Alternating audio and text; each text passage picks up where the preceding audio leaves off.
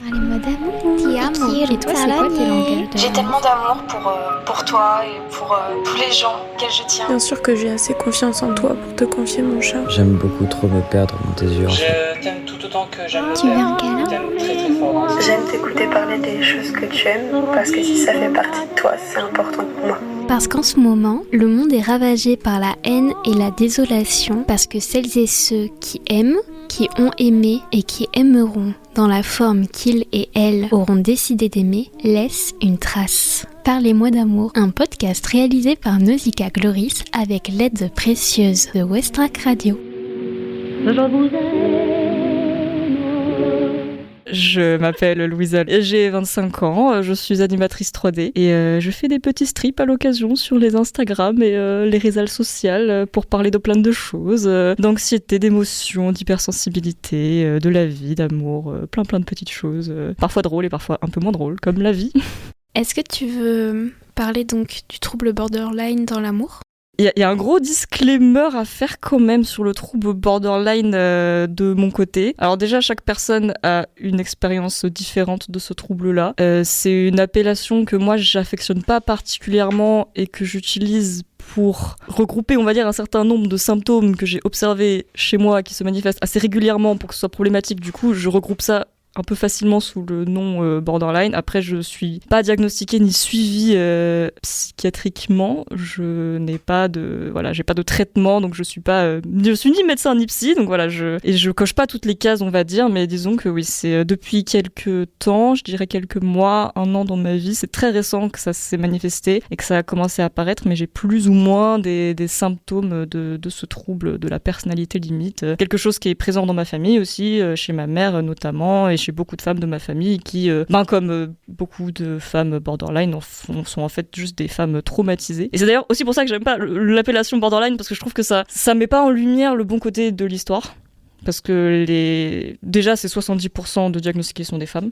Tout le temps, en fait, des femmes traumatisées. T'es pas borderline dans ton coin gratuitement pour rien. Donc on devrait plus faire interner les mecs qui sont à l'origine de ce traumatisme plutôt que les nanas qui se coltinent après des symptômes très très nuls. Mais oui, du coup, trouble borderline, donc chez moi ça se manifeste par beaucoup de colère, de violence, de rancune assez enfouies la plupart du temps, qui du coup peuvent ressortir en explosion à des moments très inopportun, pas du tout approprié et surtout démesuré la plupart du temps. Et ça peut handicaper vachement les relations amoureuses, je trouve. Après, encore une fois, chacun vit ça à un niveau différent en fonction de la profondeur du trouble. Moi, je m'estime heureuse et chanceuse à peu près parce que j'ai l'impression que j'arrive à le contrôler, entre guillemets, à prévenir le truc, à gérer le truc. Pas tout le temps, mais la plupart du temps. Donc c'est peut-être plus du borderline de haut niveau, entre gros guillemets avec de grosses pincettes. Mais oui, c'est beaucoup de réactions démesurées, beaucoup de sentiments de rejet, d'abandon, d'injustice, qui sont complètement infondées, mais qui sont basées sur des peurs. Et je déteste ça, parce que ça me fait chier, parce que c'est la plupart du temps complètement injustifié, et c'est basé sur, oui, des peurs qui sont obsolètes, en fait. Souvent des peurs qui se réfèrent à des expériences passées, donc qui n'ont plus rien à faire avec maintenant. Et voilà, moi, c'est quelque chose que je vis assez mal en ce moment, dans ma relation du moment, on va dire. Après, c'est important d'avoir des partenaires patients qui comprennent ça. Ça n'a pas toujours été le cas au début, mais maintenant, j'ai l'impression que ça se fait un peu plus, ça se met un peu plus en place. Mais voilà, moi c'est quelque chose que j'aime pas du tout, c'est pas du tout quelque chose dont je suis fière. Après, il s'agit pas d'en avoir honte non plus parce que ça sert à rien, mais c'est quelque chose sur lequel j'essaye de travailler vraiment tous les jours. Et c'est très difficile parce que ça implique d'agir contre ces conditionnements. Et c'est une vraie lutte, c'est insupportable. Quand t'es vraiment conditionné, par exemple, faire une crise de colère, ou quand t'as vraiment très envie d'insulter une personne que t'aimes et que tu te vois devenir quelqu'un d'autre, c'est assez destructeur, moi je le vis très mal, voilà.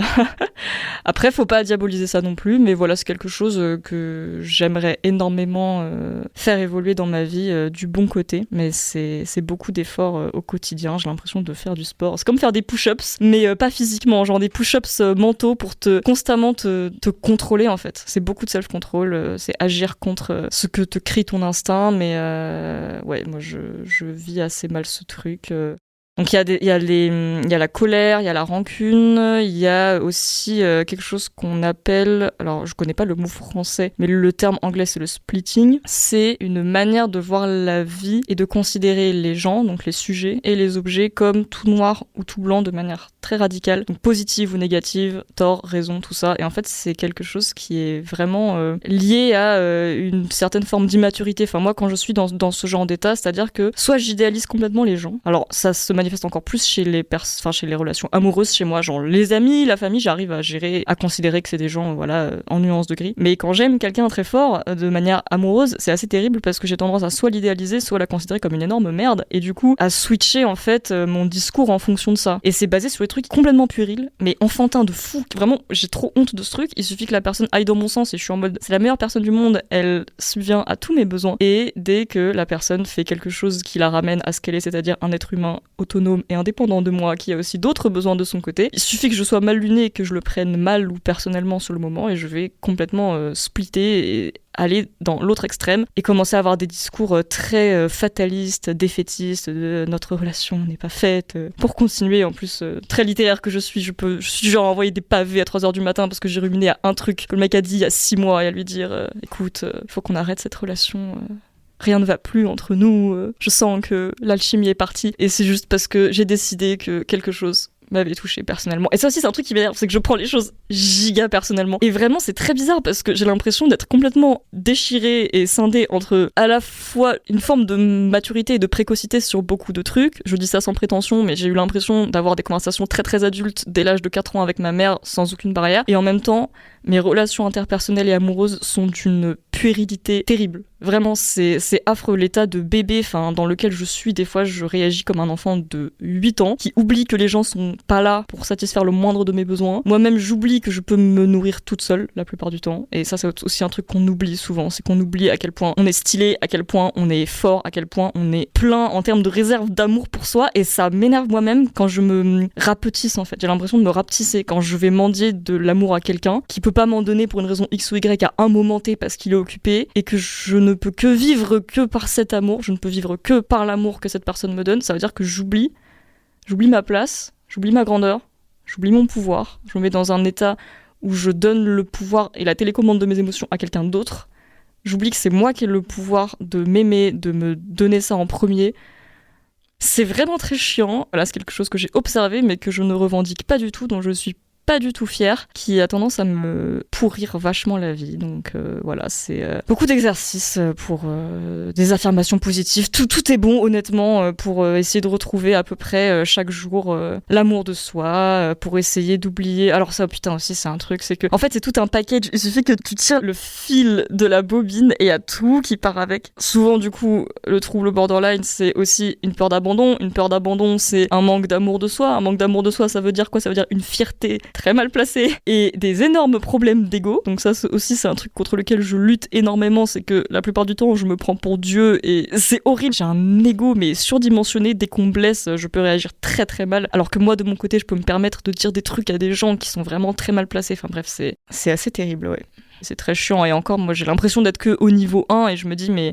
Enfin, parce que je sais que le trouble borderline, ça peut aussi être des pulsions de suicide, Alors moi, j'ai un rapport à la mort je flirte un peu avec ça, mais honnêtement, ça va, j'arrive à me canaliser, j'adore la vie, malgré tout ce que je peux dire, et malgré le fait que ce soit très difficile des fois. Je sais que j'ai envie de vivre, je sais que je vivrai longtemps. Je pense souvent au suicide, mais je sais que je le ferai jamais. Donc il y a vraiment un truc bizarre où je suis très à l'aise avec le fait d'y penser souvent, mais je sais que j'ai une totale confiance en moi sur le fait que ça viendra jamais. Mais j'ai connu d'autres borderline qui étaient vraiment borderline hardcore au niveau 10. Encore une fois, c'est en fonction du traumatisme, mais qui étaient sur un autre level de trauma, du coup un autre level de trouble, et qui eux étaient dans des situations soit de dépendance à la drogue ou à des substances ou n'importe quoi, au sexe, et oui, qui avaient des pulsions de suicide tous les 4 matins, ça c'est encore pire. Mais voilà, moi je m'estime heureuse, mais déjà je me dis au niveau 1 c'est compliqué quoi, parce que oui, c'est quelque chose qui te met en mode, pas en mode automatique, mais qui te conditionne en fait. Moi c'est ça que j'aime pas, c'est que j'aime pas ne pas avoir le pouvoir, ne pas avoir le choix sur qui je suis, sur ce que je dis, et j'aime pas quand je vois que je perds le contrôle juste parce que j'ai été touchée et trigger par quelque chose qui vraiment fait écho à un truc tellement passé et tellement vieux et obsolète de mon enfance, et que je me mets à agir selon ça. Je me dis bah là tu perds du temps de vie en fait, et tu perds ton authenticité, et tu perds l'opportunité de créer quelque chose de beau, et voilà, c'est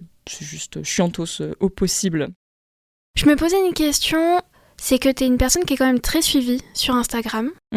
Et donc, C'est il y a vrai. beaucoup de personnes qui projettent beaucoup de choses sur toi. Et C'est donc, possible. tu dois être une personne... Alors, on parle de relations parasociales, je crois. Oui, les relations parasociales. Est-ce que ça va par rapport à ça, par rapport au trouble borderline En vrai, ça va. J'ai jamais eu de débordement ou de trucs vraiment. Enfin, j'ai jamais reçu de messages impudiques. J'ai l'impression, en tout cas, encore une fois, j'ai tendance à avoir plus de gratitude envers les gens qui me suivent parce que je me dis, bah, c'est trop cool, ça fait de la visibilité pour mon travail. Moi, je me sens rejointe. Plein de gens se sentent rejoints. Donc, c'est trop cool. Franchement, les écarts par rapport aux relations parasociales, pour moi, c'est 0,1%. Du coup, ça va. Il y a parfois des gens, mais je pense que c'est vraiment. Ça vient d'une super bonne intention. Il y a des gens parfois qui pensent que je suis leur psy et qui vont me déballer leur vie dans des dizaines de milliers d'heures de vocaux et des fois je suis un peu mal à l'aise parce que je me dis bah je suis pas la meilleure personne pour parler de ça, j'ai pas de conseils à donner, je suis absolument pas médecin, souvent tous les conseils que je peux donner bah, c'est des conseils de merde donc je préfère ne pas en donner, donc je suis pas en position pour répondre à ça, donc oui je pense qu'il y a des gens parfois qui veulent peut-être créer un lien et qui du coup se sentent déçus quand ils voient que je réponds pas ou que je reste un peu professionnelle et en distance et que je leur dis bah écoute je suis désolée mais je peux pas, enfin je suis pas en position de te répondre. Il y a des gens qui peuvent peut-être mal le prendre mais franchement c'est pas arrivé souvent. Donc non, moi je retiens plus le positif. Non, franchement ça va. À ce niveau-là, les relations parasociales, ça va. C'est vrai que comme je parle de trucs très intimes, en fait c'est ça le problème, c'est que les gens ont l'impression de me connaître, mais c'est normal, parce que c'est l'impression que je donne. Après... En fait, on me connaît pas du tout, vraiment, absolument pas. Et les gens oublient que sur Instagram, même si parfois on donne l'impression d'écrire des trucs qui sont très spontanés, et ça l'est, moi tout ce que j'écris c'est vrai dans le sens où c'est basé sur des vraies choses de ma vie et tout ça, j'invente rien, mais c'est quand même, c'est dessiné, c'est illustré, c'est réécrit, c'est un peu mis en scène, c'est un peu mis en page, et à chaque fois que je parle d'un truc, il y a prescription, et c'est un truc qui s'est passé il y a 8 mois, enfin je fais bien attention à garder une distance, à pas trop me projeter là-dedans au jour J des choses, donc je pense que peut-être en tant que spectateur, on peut avoir tendance à oublier ça et à se dire waouh, elle se livre tellement et elle est tellement à l'aise avec le fait de parler de trucs hyper intimes, alors que bah j'ai l'impression que oui, ça peut être l'image que je donne, mais au final, je garde quand même tellement de trucs secrets que je me dis non, personne peut me connaître à travers ça. Et d'ailleurs, j'ai l'impression de renvoyer une image terrible sur Instagram. Honnêtement, quand je regarde mon Instagram, je me dis mais quelqu'un qui regarde cette page, il doit se dire mais la meuf est chiante quoi. La meuf est relou à l'extrême parce que je parle que de mes problèmes. Enfin pour moi Insta c'est genre la poubelle de mes émotions, tu vois. J'écris quand je suis mal, j'écris quand je suis triste, j'écris quand j'ai des crises de borderline, ce qui arrive une fois par mois, tu vois. En soi c'est que dalle, c'est 1% de ma vie. Et c'est vrai que j'ai tendance à pas trop écrire quand ça va bien, mais 29 jours du reste du mois ça va, et ça les gens ils le voient pas, mais je me dis mais putain, quelqu'un qui lit mon profil il doit se dire mais la meuf compliquée, tu vois. Oula, attention, meuf chiante, ton approche. Bon en tout cas c'est ce que je me dis. Après j'ai pas forcément une bonne vision de moi-même et j'ai tendance à me saboter aussi, mais je me dis franchement j'ai pas forcément toujours l'air sympathique sur Insta, mais honnêtement ça va. Le reste du temps ça va. Comment on arrive à nouer des relations qui sont saines à la fois pour le partenaire ou la partenaire et soi-même, et pour faire du duo une relation saine lorsqu'on souffre du trouble borderline? Oh là là, je sais pas si j'ai une réponse précise, encore une fois, moi c'est quelque chose qui est tellement récent dans ma vie que disons que j'ai eu qu'une relation dans laquelle ça s'est plus ou moins développé de manière officielle, et encore avec le partenaire en question, j'en parle pas, honnêtement j'en parle pas de manière très ouverte en mode ah oui, truc borderline et tout, genre je garde beaucoup ça pour moi, je lis mes trucs dans mon coin et tout, mais j'ai du mal, genre je me suis jamais présentée à quelqu'un avec une bio Tinder et une fiche de présentation en mode écoute, j'ai des troubles borderline, nanana. J'essaie de pas rendre le truc officiel parce que justement je pense que ça crée une appréhension qui est pas forcément... Je préfère banaliser ça et vraiment faire ma médication toute seule dans mon coin, ce qui est peut-être débile, faudrait que j'aille voir un psy et tout, mais pour l'instant comme j'ai l'impression, l'illusion de gérer, je préfère le faire dans mon coin. Après c'est vrai qu'effectivement il y a des partenaires qui peuvent être beaucoup plus compréhensifs que d'autres, beaucoup plus disponibles et aptes à s'ouvrir à ça, à comprendre ça que d'autres. Alors ça je sais pas si c'est vraiment quelque chose que tu décides ou que tu peux anticiper. Ça passe quand même beaucoup par la communication, c'est très important la communication. J'ai l'impression que tout le monde dit ça, donc c'est vraiment la phrase bateau, mais c'est important quand même. Enfin mon partenaire, comment on dit, mon partenaire actuel, c'était absolument pas la joie au début. Parce que, en fait, ça a mis énormément de temps à se stabiliser, et au début, on était tous les deux dans des trucs très très toxiques qui se répondaient, parce que être borderline, c'est aussi être très toxique, et ça, c'est aussi un énorme truc que je déteste et qui m'en met un coup à ma fierté. Et il faut avoir beaucoup d'humilité pour encaisser ça, mais c'est genre, quand tu lis des articles sur internet en mode 10 red flags qui caractérisent un partenaire toxique et que tu te reconnais dedans, ça c'est affreux. C'est la pire situation, parce qu'on a toujours tendance à penser que c'est l'autre, c'est la faute de l'autre, et en fait, quand je lis ça et que je vois que la plupart des trucs toxiques, c'est moi qui les fais, c'est moi qui boude, c'est moi qui fais le silence treatment quand quand je suis pas bien, c'est moi qui attends que le partenaire devine mes émotions sans que j'ai à lui dire. Voilà, c'est moi qui fais tout ça, c'est super chiant. Pour ma relation actuelle, c'est quelque chose qui a mis vachement de temps à se stabiliser parce que moi-même j'avais des réactions que je comprenais pas à l'époque parce que j'avais pas mis de mots dessus. Donc même si j'aime pas le mot borderline, disons que ça m'a aidé quand même à faire une synthèse, à synthétiser l'ensemble de ces symptômes-là, à me dire qu'il y avait d'autres gens et tout. Donc je vois que effectivement c'est pas quelque chose de normal parce que je pensais que tout le monde faisait ça et tout ça, mais non, je me dis c'est quand même très précis à ce trouble-là et il y a des gens qui savent comment faire et discuter avec des gens concernés, ça m'aide à mieux comprendre le truc, à anticiper quand je vais faire une crise, à anticiper quand je vais mal prendre un truc, blablabla. Mais je pense que ça peut prendre beaucoup de temps et que c'est rare de trouver quelqu'un, alors à moins que ce soit quelqu'un qui soit vraiment sensibilisé à la question dès le départ pour une raison X ou Y, qui connaisse le truc, qui soit psy de ouf ou juste qui ait des connaissances en matière de ce trouble-là. Je pense que ça peut être compliqué. Enfin, moi, c'était beaucoup de déconvenus à la base. C'est vrai que mon partenaire comprenait pas, en fait. Il me disait tous les 4 matins, mais pourquoi tu prends mal ça ? Pourquoi t'as encore mal pris ça ? Et puis pourquoi on parle encore de ce truc ? Mais moi, j'en avais besoin. Et ça s'est vraiment fait avec le temps. Ça a vraiment pas été facile, ça a été beaucoup de sueur, beaucoup d'efforts, beaucoup aussi de mouvements de ma part, de lui expliquer aussi les choses, de lui dire écoute, voilà, j'ai ça, j'ai cette réaction, j'ai ce symptôme-là, il va falloir que tu sois compréhensif. Mais oui, ça demande beaucoup de patience. Moi, j'ai l'impression la plupart du temps, bon après je me sens très coupable, donc faut pas non plus que je me diabolise, mais j'ai l'impression que mon partenaire est hyper patient, vraiment. Parce que les jours où je me sens bien, ça va, mais les jours où je me sens mal, mais je prends mal tout, quoi. Alors ça, je sais pas si c'est du trouble borderline ou juste j'ai un caractère de chiotte, mais je prends mal la moindre blague juste parce que c'est lui, et genre j'ai vraiment un truc de revanche. C'est ça que je trouve très toxique, c'est que c'est pas que je le prends mal au premier degré, c'est je pourrais tout à fait le prendre bien, mais je choisis de faire la gueule à un moment pour avoir de l'attention, ou pour avoir du soutien, ou pour être réconforté, j'en sais rien, je sais même pas pourquoi je fais ça, mais... Ouais, c'est un truc d'enfant en fait, où tu choisis de bouder. C'est comme les enfants qui pleurent pendant giga longtemps et qui pleurent 10 fois plus fort que ce qu'ils devraient parce que, je sais pas, ils ont besoin de se sentir exister. Et moi je trouve qu'il faut tellement de patience pour ça, vraiment, il faut énormément de patience. Moi c'est une patience que j'ai parce que j'ai vu ma mère qui est aussi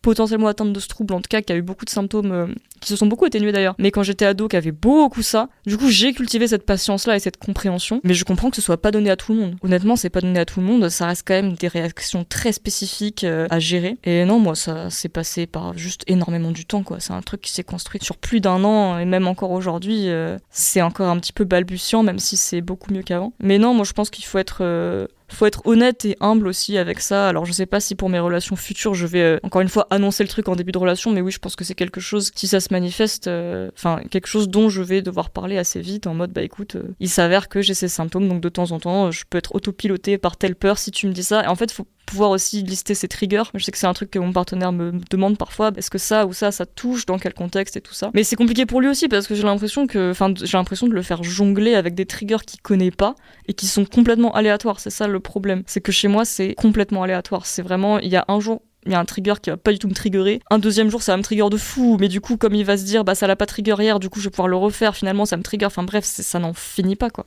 Et d'en parler, je me dis mais le mec est patient de fou, vraiment ça demande d'une patience, c'est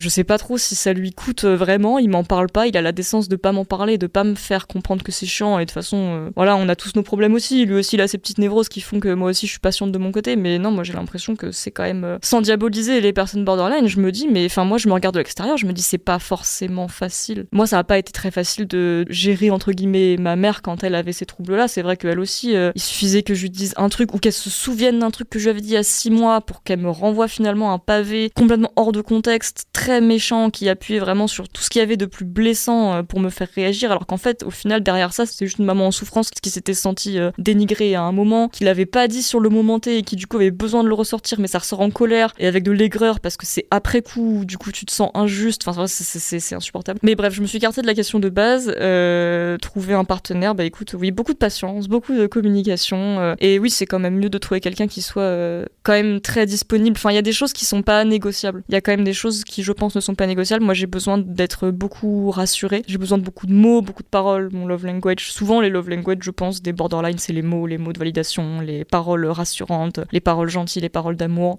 Et il faut savoir faire la part des choses entre ce sur quoi toi tu es capable de te voir travailler, évoluer et tout. Il y a des trucs sur lesquels je peux m'adapter, il y a des trucs sur lesquels je sais que ok, ça c'est un conditionnement, il faut que je taffe là-dessus, il faut que j'améliore ça et tout. Mais il y a aussi des choses où je sais que c'est pas négociable en fait. Et je m'en fous si on me dit oui, mais ça vient d'une insécurité. Par exemple, être rassurée, je m'en fous qu'on me dise oui, mais t'es juste une fille insécure. Moi, j'ai besoin d'être rassurée. Donc ça, c'est un truc, faut être honnête avec ça et humble en mode bah écoute, ça, j'en ai besoin en fait. Si tu me le dis pas, si tu me dis pas tant de fois par jour des mots doux, des mots gentils et tout ça, ou si ton love language c'est d'être, je sais pas, très sarcastique ou très dans la pique et tout, moi, c'est un truc que je supporte pas en fait. Pour le coup, ça me trigger trop et ce serait une montagne de passer outre et de changer à ce point-là mon langage d'amour naturel. Donc non, voilà, c'est, je pense oui, de la communication et surtout être honnête avec toi-même, avec l'autre, être authentique. Ça aussi, c'est un truc sur lequel on peut avoir du mal aussi. C'est être authentique sur les triggers sur lesquels tu pourras pas trop travailler. Des fois, faut dire bah écoute, ça sera toujours là, par exemple. C'est comme, je sais pas, quelqu'un qui a une jambe de bois ou un œil de verre, tu dis bah oui, ça changera jamais en fait. Ça, c'est un handicap sur lequel que j'aurai toujours et que je me traînerai toute ma vie. Et moi, je pense que mes symptômes borderline, je peux tout à fait travailler dessus. Après, oui, c'est quelque chose qui va pas forcément guérir à 100%. Il y aura toujours des traces, il y aura toujours des trucs d'abandon, de rejet. Ça, je ne vois pas dans quel monde je pourrais me guérir à 100% de ça. Donc oui, à partir de là, je me dis bah écoute, oui, il faut que je trouve un mec qui soit, enfin un partenaire qui soit ouvert et pas dérangé à l'idée de me rassurer 1000 fois par jour. Il y en a, hein. Franchement, j'ai eu des relations, je m'estime assez heureuse dans mes relations amoureuses, mais j'ai rencontré des mecs qui sont très nounours et tout ça, donc voilà, après faut trouver chaussures à ton pied. Je voulais savoir comment se passaient aussi les ruptures. Mais en vrai, je sais pas si on peut parler de rupture dans le cadre du trouble borderline, parce qu'encore une fois, ça dépend vraiment de la relation. Enfin, moi, en tant, entre guillemets, que personne border, même si bon, je m'identifie pas encore 100%, mais bref, en tant que personne border, j'ai été dans les deux cas de rupture. Je peux rupturer avec des gens, je peux me faire rupturer. Je sais pas si pour le coup, ça a un impact. C'est tellement du cas par cas, ce genre de choses. J'ai tendance à dire que ça peut être plus dur pour quelqu'un de borderline, mais même pas, parce qu'en fait ça dépend vraiment de la position dans laquelle tu es. Moi je sais que j'ai largué des gens par exemple de manière mais affreuse quoi, vraiment sans cœur, complètement objectifiante, et je me dis en y repensant mais le mec a dû se sentir tellement jeté comme une vieille chaussette quoi, vraiment sans y mettre les formes. Alors ça, encore une fois je sais pas si c'est trouble borderline ou pas en fait, j'ai du mal à savoir ce qui est de l'ordre du trouble ou de l'ordre de peut-être j'ai juste une personnalité de merde, ou peut-être juste à certains moments dans ma vie j'ai pas mis les formes pour rupturer avec des gens. Et est-ce que ça te rassure d'avoir vu ta maman avoir ce trouble avant de comprendre que tu l'avais aussi ? En vrai, ça me rassure dans le sens où ouais, je pense que ça a pu me rassurer. Disons que ça fait un référent en fait. Ma mère, c'est un peu mon référent. Déjà, on est très très fusionnels depuis toujours. On a une relation hyper fusionnelle. On se ressemble sur absolument tous les points. On a les mêmes bugs, on a les mêmes névroses, on a les mêmes problèmes. Ma sœur est très très différente pour le coup. Elle, c'est vraiment un ange immaculé de tout ça. Mais avec ma mère, on a les mêmes putains de démons qu'on se traîne. J'ai complètement absorbé tout ce qui fait d'elle, elle. Donc c'est vrai que ça fait un sacré référent. Moi, ce qui me rassure, c'est de voir que les choses se défont avec le temps, en fait. C'est plus ça. C'est disons que j'ai été confrontée aux, entre guillemets, symptômes borderline de ma mère assez jeune. Moi, à cette époque-là, je savais pas que ça allait se manifester chez moi. Ça s'est manifesté beaucoup plus tard. Et c'est quand ça s'est manifesté que je me suis sentie rassurée de voir ma mère avoir eu à vivre ça et à traverser ça et s'en sortir. Parce que maintenant, ça va vraiment bien. Ma mère va hyper bien. Elle s'en est complètement guérie. Elle a plus aucune... Vraiment, elle a plus rien, quoi. Enfin, pour moi, c'est quelqu'un de neurotypique, entre guillemets. Après, voilà, c'est quelqu'un de génial, donc elle est toujours aussi intense, elle a une intensité de vie incroyable. Mais elle a plus, je pense, elle a nettoyé, elle a fait un travail de titan, vraiment, en termes de nettoyage de colère. Parce qu'en fait, pour moi, c'est ça, en tout cas, c'est ça, chez moi et dans ma famille, le plus gros point border, où limite, c'est la colère. On se traîne énormément de colère et de noirceur dans ma famille. Ma mère a beaucoup nettoyé ça, et c'est plus ça qui m'a rassurée, c'est de voir que c'est possible, en fait, de pardonner les injustices obsolètes, de pardonner les traumatismes d'enfance, de pardonner tous les trucs qui t'encrassent, qui te polluent, qui polluent ta manière de vivre et ton système aujourd'hui. C'est possible de pardonner ça, de passer des couches d'amour dessus et de créer du beau. Que ma mère, franchement, elle vient d'un terreau qui est horrible de noirceur, et je me dis, mais elle a un courage incroyable. Donc oui, disons que ça fait beaucoup de bien de pas se sentir seul, en fait, là-dedans, et de voir que tout est changeable. Moi, je crois tout à fait que le borderline, c'est quelque chose de passager, en fait. Vu que tu n'es pas avec, c'est un truc qu'on t'implante à un moment dans ta vie, par une expérience, on peut tout à fait s'en sortir. Ça, je suis assez optimiste là-dessus. Ça peut prendre beaucoup de temps, en tout cas, encore une fois, en fonction du niveau de trauma. Ma mère a vécu des trucs 1000 fois pires que moi, et je me dis, mais si elle arrive à s'en sortir, moi, avec les 3 poussières que j'ai eues dans ma vie, ça va, ça devrait le faire. Un jour, j'en avais parlé justement en story sur Insta, et j'avais vu plein de témoignages trop réconfortants de gens qui disaient, meuf, ça fait 10 ans que j'ai été diag, maintenant ça va mieux, genre vraiment, enfin, ça va. Donc, quand je lis ça, je me dis, ok, c'est possible. C'est une passade. Ça va passer, mais il faut travailler dessus en conscience. Est-ce qu'il faut nettoyer sa colère pour aimer sainement ? Ce qui est sain et ce qui ne l'est pas. Où il y a beaucoup d'injonctions et d'affirmations. Un discours très radical, je trouve, sur ce qui est sain, pas sain, malsain, toxique. Je trouve que le mot toxique est vraiment employé par tout et n'importe quoi. Genre, je me dis, mais moi, vraiment, je me dis, mais ça met la barre super haut, cette traque de la toxicité. À la fois, je trouve ça super, parce qu'il faut être self-aware, en mode, ok, j'ai fait ça, c'est pas forcément sain, parce que ça implique d'autres gens, et ça a fait mal à d'autres gens. Je trouve ça très bien. Mais en même temps, je me dis, au moindre écart, moi je sais que je me regarde beaucoup vivre, je suis tout le temps à la troisième personne, quand je me regarde avoir juste genre je sais pas une baisse de morale et parler un peu mal à mon partenaire, je me dis putain je suis toxique, et je me dis ça va, le mec est pas en sucre en fait, et si je commence à m'excuser pendant 500 000 ans, ça rend un truc qui est pas forcément très sympa mais qui est à peu près passable en un truc vraiment impardonnable quoi. Donc faut vraiment faire la part des choses avec la toxicité. Après, pour aimer sainement, est-ce qu'il faut nettoyer sa colère ? Moi je pense que même pour vivre sainement, nettoyer sa colère c'est quand même pas mal. Moi je suis pour être à l'aise avec sa part de noirceur, c'est-à-dire que tu peux tout à fait... En fait la colère c'est quelque chose d'humain, encore une fois la colère n'est pas toxique de manière intrinsèque, la colère est un sentiment neutre, tout à fait normal et légitime d'exister. Si on la traque, ça fait l'effet inverse de shame, de honte, de refoulement et c'est encore pire. Pour moi c'est plus quand je ressens de la colère, le but n'est pas de me shame instantanément en mode je devrais pas ressentir ça, c'est est-ce que je choisis d'agir par ça ou pas, tu vois, et quelles conséquences ça va avoir sur les gens. Et parfois la colère est un très bon moteur aussi. Parfois la colère, moi c'est la colère qui m'a fait me sortir de ma relation abusive avec mon ex, tu vois. La colère, c'est le propre même de je suis en train de vivre quelque chose qui me plaît pas, qu'est-ce que je peux faire pour changer cette réalité-là ? Après, moi, ce qui me dérange plus et ce à quoi je struggle dans ma vie personnelle, c'est quand j'ai de la colère pour quelque chose qui ne concerne pas une personne, mais que ça se rejette sur cette personne parce qu'elle est là et parce que c'est l'objet du moment sur laquelle je peux projeter toute la colère que j'ai enfouie et qui s'accumule depuis 500 000 ans. Donc ça, oui, c'est un truc que j'essaye de nettoyer. Moi, j'ai plein de colères, même avec mon partenaire actuel, des colères de trucs qui se sont passés ou dits il y a 8 mois quand on était encore... on était en début de notre relation, c'était pas forcément très stable et il y a plein de trucs qui se sont dit qui étaient pas fous, mais maintenant c'est fini et moi c'est ça que j'ai du mal à lâcher. C'est comme un chien qui a du mal à lâcher son os, à lâcher le morceau. Des fois je suis encore un peu grippée là-dessus et j'ai de la colère qui se manifeste mais sans lui dire, mais de manière un peu passive-agressive, pour ce truc-là en particulier de manière très précise, mais qui se manifeste maintenant. Enfin ça, oui, ça c'est vraiment un truc, je me dis c'est absolument pas sain, c'est nul, c'est toxique, c'est à bannir, donc j'essaye de pas du tout agir à partir de ça et de me contrôler quand ça arrive, je me mets dans un coin, j'éteins mon téléphone, j'écoute de la musique, je prends une douche, tous ces petits trucs-là pour te ramener à ton corps et à la réalité, mais oui, je pense que la colère n'est pas forcément quelque chose à bannir en soi. Je pense qu'elle est...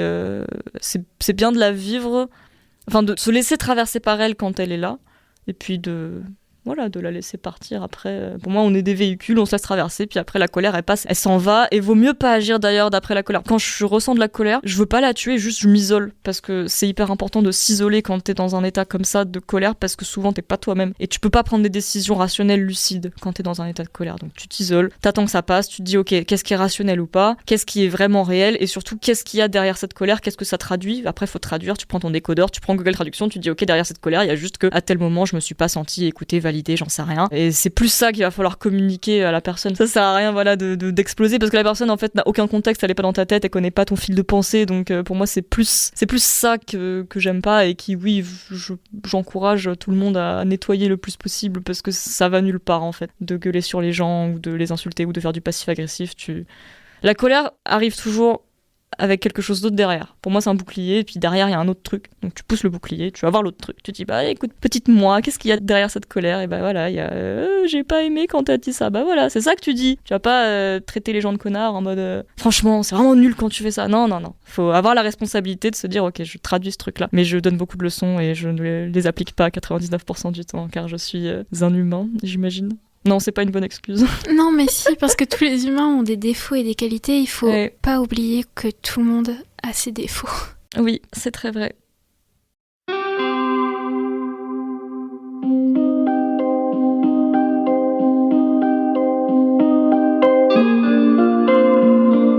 Vous venez d'écouter le 61e épisode du podcast Par les voix d'amour, en compagnie de Louisa, 25 ans, animatrice 3D. La chanson que vous écoutez a été choisie par Louisa et il s'agit de Neige éternelle d'Oscar les Vacances. Si vous aussi vous voulez parler d'amour en ma compagnie, n'hésitez surtout pas à m'écrire à l'adresse nausicaa@west-track.com ou sur Instagram sur le compte Nausicaa Farnham. Parlez-moi d'amour, un podcast réalisé par Nausicaa Glory. Pourquoi les gens dansent? Pourquoi pas moi? Où meurent les pigeons? Où meurent les questions? Pourquoi j'ai mal aux doigts? Papy, tu me reconnais pas? Comment être Isildur? Comment parler aux morts? J'ai jamais cru au futur, pourtant j'existe encore. Je mange un mi-cadeau, alors qu'il y a des cerises. Pourquoi mon ego? C'est la tour de Pise. Que devient Irène? Que devient Céline? J'ai mis MSN, ils sont tous hors ligne. Pourquoi j'ai 28 ans et j'en parais 12? Pourquoi t'as 30 ans, t'en parais 72? Où sont les fruits de Calabre? Où sont les condamnés? J'ai pleuré pour un arbre, j'ai dormi à côté.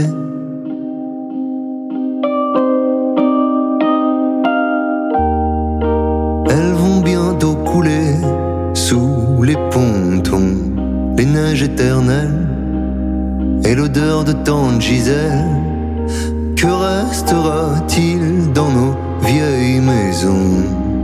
Nos peurs dans les fentes et nos amours qui chantent.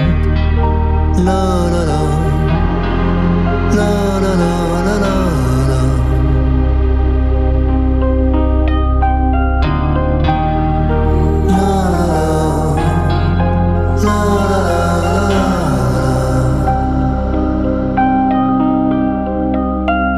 Pourquoi je pose des questions et j'y réponds jamais? Pourquoi j'ai peur des frelons? Ils m'ont jamais piqué. Pourquoi on garde l'heure, pas la réalité? Pourquoi un jambon beurre pour mamie c'est VG? Pourquoi mes yeux tremblent? Pourquoi mes mains tremblent? Pourquoi on s'aime bien alors qu'on se ressemble? J'ai jamais dit maman, j'ai jamais dit papa. La première fois que je l'ai fait, c'était dans une chanson. Comment on fait un tyran? Comment on fait un panda?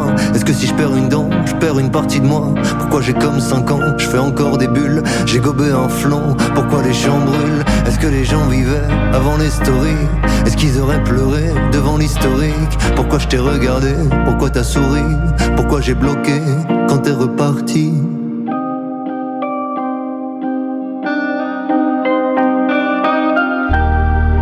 Elles vont bientôt couler sous les pontons, les neiges éternelles et l'odeur de tante Gisèle.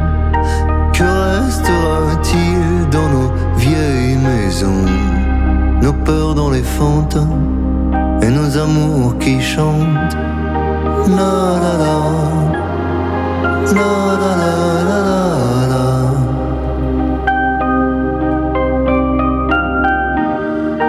La la la, la